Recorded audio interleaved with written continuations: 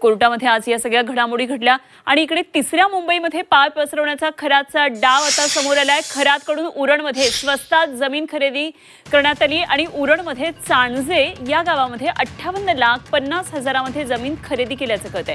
बाजारभाव हा 3 ते 4 कोटी होता, मात्र स्वस्तामध्ये त्याला जमीन ही खरेदी करता आली आहे आणि अटकेच्या दिवशीच व्यवहाराची ही वर्दी नोटीस प्रसिद्ध झाली आहे। तर खरात कोठडीमध्ये असताना महिनाभरामध्ये 13 एप्रिलला फेरफाराची नोंद ही मंजूर झालेली आहे।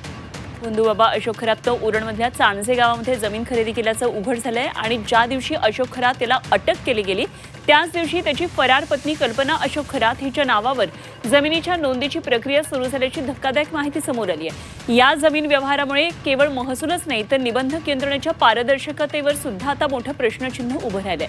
12 मार्चला अस्मिता अविनाश म्हात्रे आणि कैलास मशिमल शहा यांच्याकडून जमीन नोंदणीकृत खरेदी खताद्वारे कल्पना खरात हिच्या नावावर करण्यात आली आणि त्यानंतर 13 एप्रिल 2026ला फेरफार क्रमांक 8351 मंजूर करण्यात आला। म्हणजे संपूर्ण व्यवहाराची महसूल नोंद प्रक्रिया ही अवघ्या एका महिन्याच्या आत पूर्ण करण्यात आली आहे। या संपूर्ण प्रकरणाची SIT मार्फत सखोल चौकशी करावी, दुय्यम निबंधक आणि महसूल अधिकाऱ्यांची भूमिका तपासून जबाबदारी निश्चित करावी अशी मागणी आता होतीये।